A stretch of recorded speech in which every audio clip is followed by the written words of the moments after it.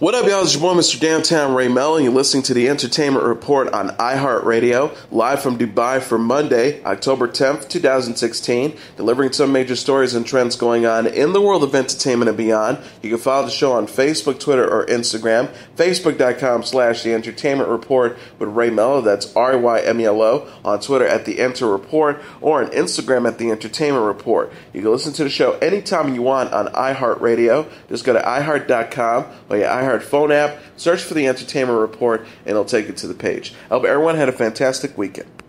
Oscar-winning actor Forest Whitaker has signed on to play Zuri, an elder statesman in Wakanda, in the upcoming Marvel Studio movie Black Panther. Directed by Ryan Coogler, the comic book adaptation features Chadwick Boseman as T'Challa, the ruler of Wakanda and titular hero, and Michael B. Jordan as the villainous Eric Killmonger. Lupita Nyong'o will play Nakia, and Dana Guerrero will play Okoye, members of the fierce Dora Milaje, Black Panther's bodyguards. Rounding up the ensemble will be Daniel Kaluuya, Winston Duke, and Florence Kasumba. The film is to open in theaters on February 16, 2018. Whitaker will soon be seen in Arrival, Rogue One, A Star Wars Story, and The Forgiven. His other credits include Platoon, Bird, Lee Daniels the Butler, and The Last King of Scotland. Some New York Comic-Con news. The trailer for the upcoming Power Rangers film explores the origins of the alien-fighting superheroes in a toned-down version of the 1990s TV series. The trailer, which was leaked online ahead of its debut at the New York Comic-Con, follows an outcast group of high school students who meet in Saturday detention and form a friendship. They find themselves exploring what appears to be a crash site when they set off a small explosion to try and gain access to the mysterious object. A few days later, they start to notice changes, increased strength, and the ability to jump long distance. They return to the crash site, and the trailer ends just as Jason the Red Ranger is given his suit. Also making an appearance is Elizabeth Banks as villain Rita Repulsa, Bryan Cranston as Zordon, and Bill Hader as the voice of Alpha 5. Power Rangers stars Darcy Montgomery, Naomi Scott, R.J. Seiler, Becky G., and Ludi Lin, and is set to premiere in theaters on March 24, 2017.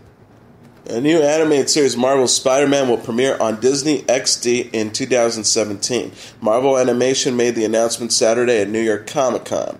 A press release noted the new series, Marvel's Spider-Man, tells the story of an unsure but courageous teen who has to figure out how to be a superhero from the very beginning.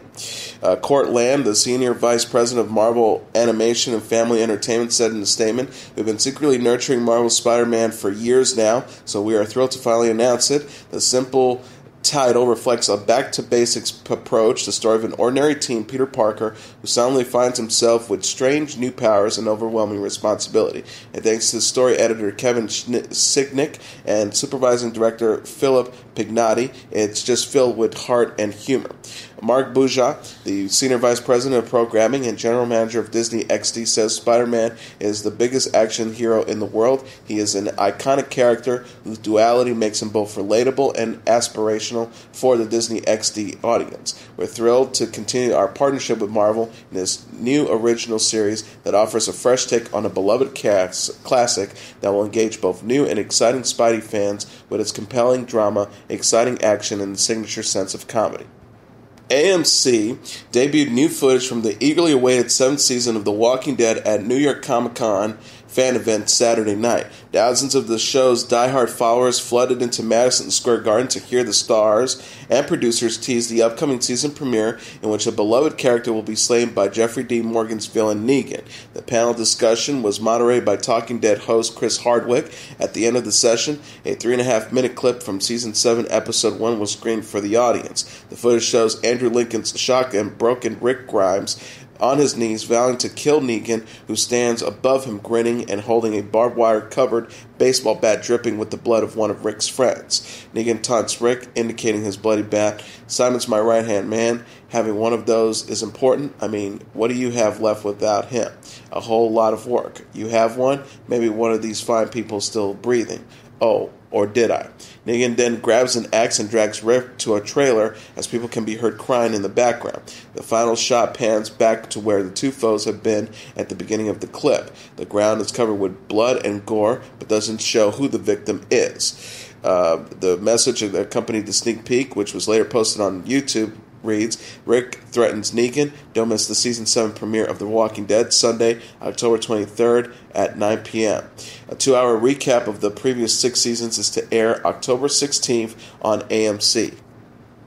In a related story, Norman Reedus admits he didn't enjoy filming the scenes in which a beloved Walking Dead character is beaten to death with a barbed wire covered baseball bat. Reedus' Daryl, as well as numerous other longtime characters, remain possible victims of villain Negan's cruelty. Negan, played by Jeffrey Dean Morgan, killed one of the show's regulars at the end of Season 6, but that finale ended in a cliffhanger. The heart-wrenching murder is expected to be shown in the series' Season 7 premiere, which is set to air on October 23rd on AMC. Footage released during a fan event at New York's Comic-Con Saturday suggested Andrew Lincoln's Rick Grimes survived the ordeal, but it's unclear who else remains alive. Asked by panel moderator Chris Hardwick what his character Daryl was thinking when he and his friends were rounded up by Negan and marked for death, Reedus replied that we're all going to die. That's what's going through everyone's head. We're outnumbered, and it doesn't look good. He also added, it's a weird feeling to be that powerless when we've always fought to survive, and to just be put on our knees, and it doesn't look like we're going to get over that wall. You know what I mean. It's a horrible feeling. I hated shooting all of that. It was miserable. It sucked. It really did. Netflix and Marvel hosted a blockbuster New York Comic-Con panel Saturday with the debut of the first teaser trailer for Marvel's Iron Fist and an introduction to the cast of the upcoming series The Defenders. Iron Fist stars Finn Jones, Jessica Henwick, Jessica Stroup, Tom Phillippe, David Wyndham, and Rosario Dawson, and showrunner executive producer Scott Buck were on hand to talk up the 13-episode show, which is set to start streaming March 17th. Among the surprise guests at the Marvel television panel were Eric LaRae Harvey, who plays Willis Stryker, Diamondback in Marvel's Luke Cage. John Berthenol, who plays Frank Castle, the Punisher, introduced Deborah Ann Woll and revealed she is joining him in Marvel's The Punisher, where she will once again play Karen Page, a character who first appeared in Marvel's Daredevil. The panel ended with the cast of the future superhero ensemble series Marvel's The Defenders united on stage. The crime-busting foursome is comprised of Charlie Cox, who plays Matt Murdock, a.k.a. Daredevil on Marvel's Daredevil, Kristen Ritter, who plays Jessica Jones in Marvel's Jessica Jones, Mike Coulter, who plays Luke Cage in Marvel's Luke Cage, and Finn Jones, who plays Danny Rand on Marvel's Iron Fist. It was also announced that screen icon Sigourney Weaver, who appeared alongside the others, will play a significant but unspecific role in Marvel's The Defenders, which brings together characters from the other Marvel Netflix series. Jeb Loeb, the executive producer and head of Marvel Television, said Marvel is honored to have an actress of her caliber and status join what is already our biggest show ever. She is by definition a class act. Cindy Holland, the vice president of original content at Netflix, inquired, Sigourney Weaver, what more is there to say? She is a formidable actress, and we're thrilled to have her join our remarkable cast alongside Charlie, Kristen, Mike, and Finn. The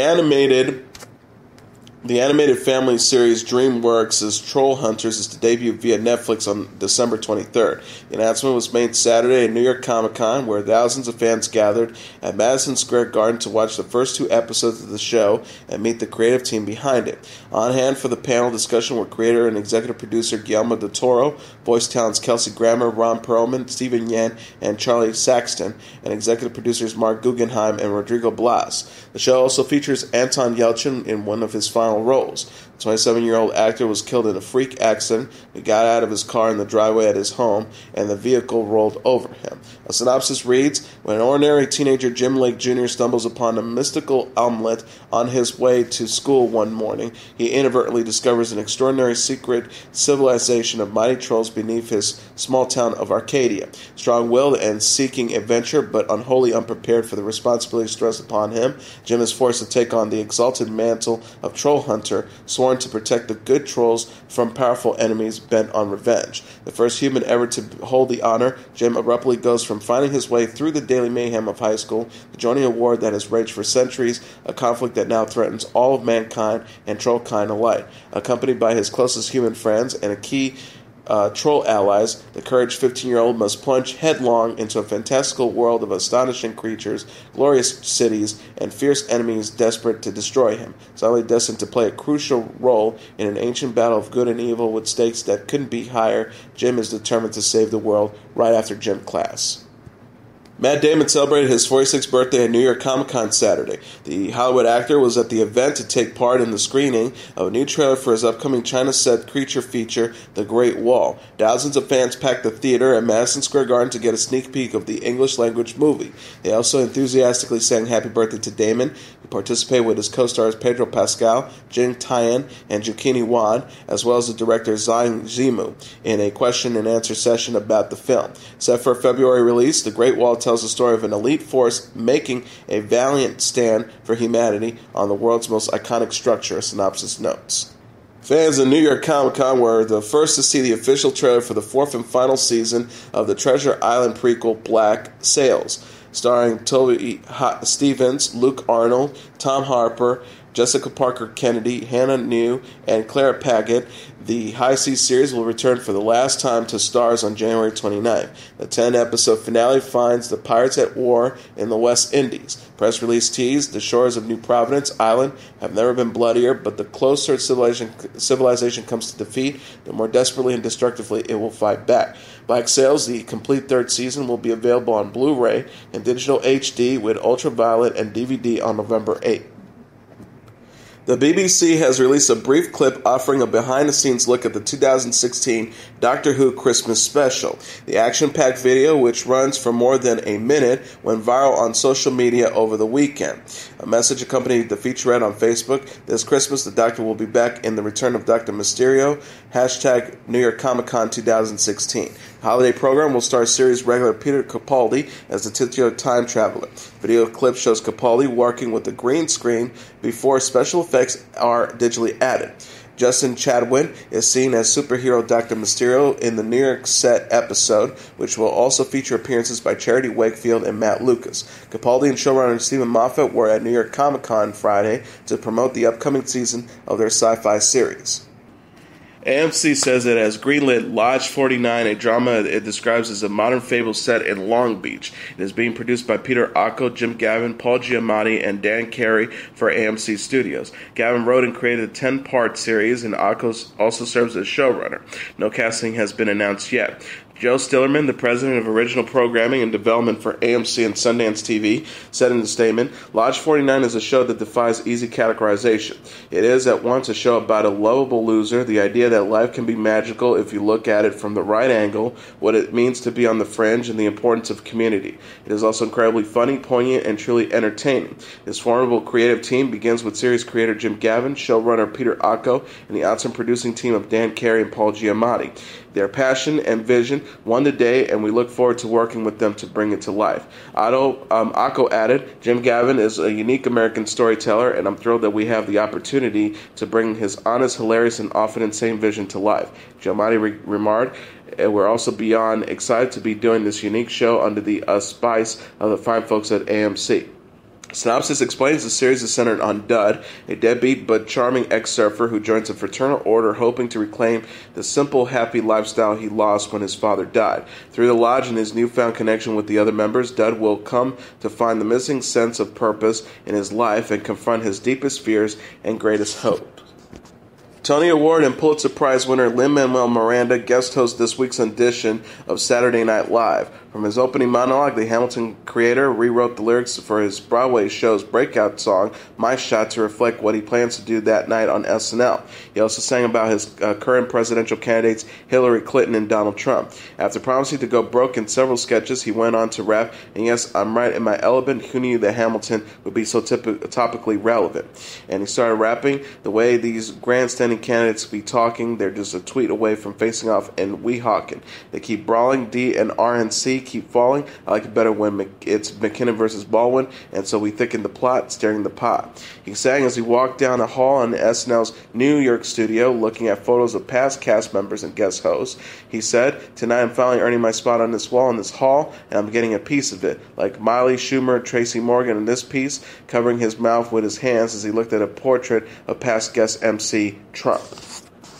Emily Blunt and Tom Hanks have been booked as guest hosts for Saturday Night Live this month. Blunt will make her SNL debut on October 15th when Bruno Mars returns for his fourth time as a musical guest. Hanks will host SNL for the ninth time on October 22nd. Lady Gaga will provide the musical entertainment that night. The comedy sketch series kicked off its 42nd season last weekend with actress Margot Robbie guest hosting.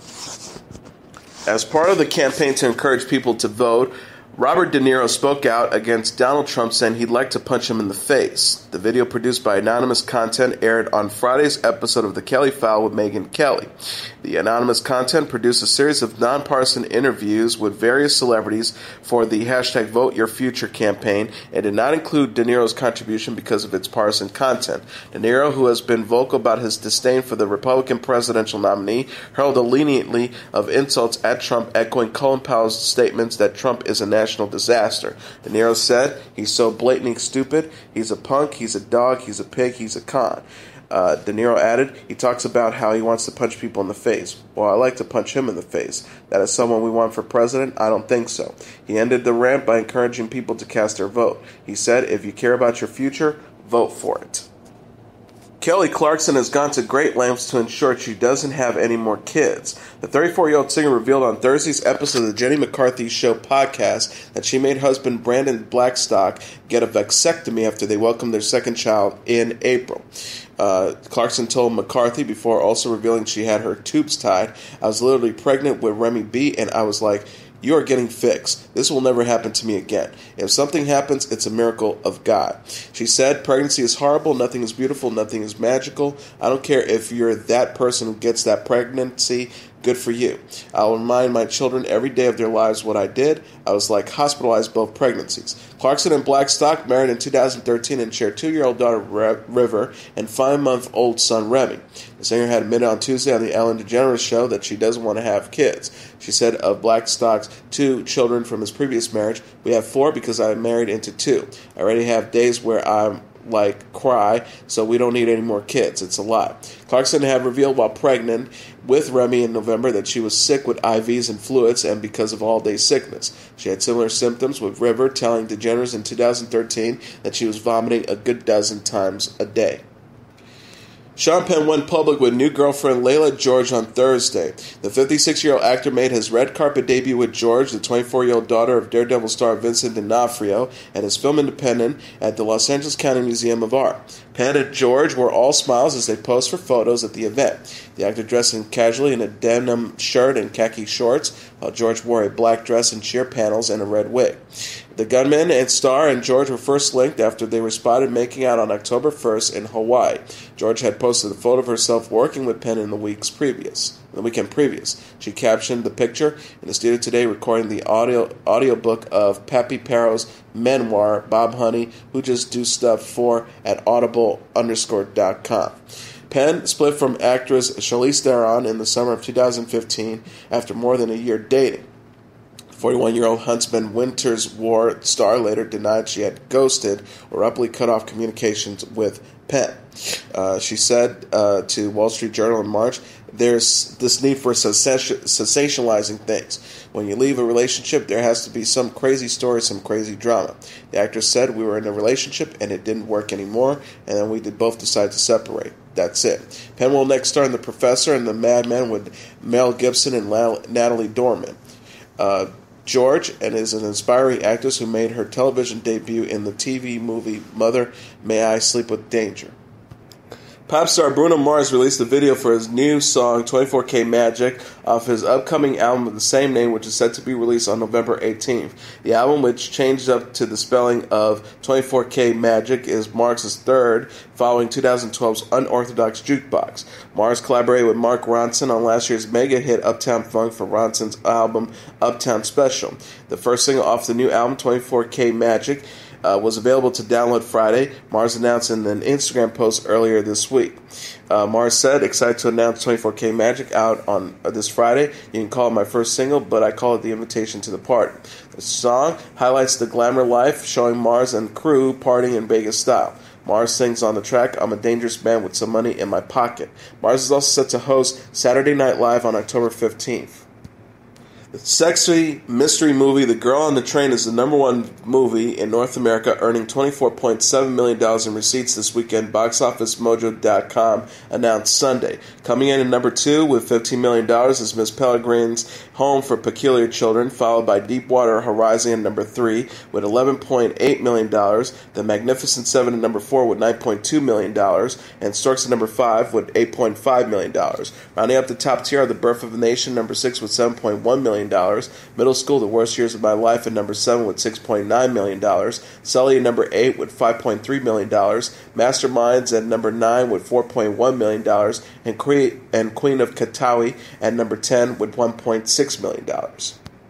And now let's take a look at what happened on this date in entertainment history. On this date in 2004, the actor Christopher Reeve, who became famous for his starring role in 4 Superman films, dies from heart failure at the age of 52 in a hospital near his home in Westchester County, New York. Reeve, who was paralyzed in a 1995 horse riding accident, was leading advocate for spinal cord research. Christopher Reeve was born on September 25, 1952 in New York City and graduated from Cornell University and the Juilliard School.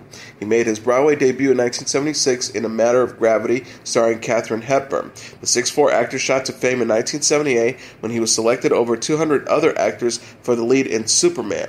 Although he would play the action hero in 3 more films, Reeve was determined to escape the Cape and avoid being typecast. As a result, he took on a variety of stage and screen roles. His film credits include Somewhere in Time in 1980, Death Trap in 1983, The Remains of the Day in 1993, and Village of the Damned in 1995. On May 27, 1995, Reeve, a strong athlete and avid horseman, was left paralyzed from the neck down after being thrown from his horse and breaking his neck during an equestrian competition in Virginia. The actor then became a crusader for people with spinal cord injuries and also lobbied for government funding of embryonic stem cell research. During a speech at the 1996 Academy Awards, Reeve urged the Hollywood community to make more movies about social issues. In addition to his fundraising and advocacy work, Reeve wrote 2 books about his experiences and continued his acting career. In 1997, he made his directorial debut with HBO's In the Gloaming, which was nominated for 5 Emmy Awards, and in 1999, he starred in a remake of Alfred Hitchcock's classic thriller, Rear Window. In 2004, Reeve directed A&E's The Brooke Ellison Story, a movie based on a true story about the first quadriplegic to graduate from Harvard University. In 2000, Reeve, who maintained an intensive physical therapy regime since the time of his accident, was able to move his index finger. He stated publicly that he was determined to walk again. In Reeves' New York Times obituary, one of the doctors who treated him said, "Before Reeves, there was really no hope. If he had a spinal cord injury like his, there was not much that could be done. But he's changed all that. He's demonstrated that there's hope and there are things that can be done."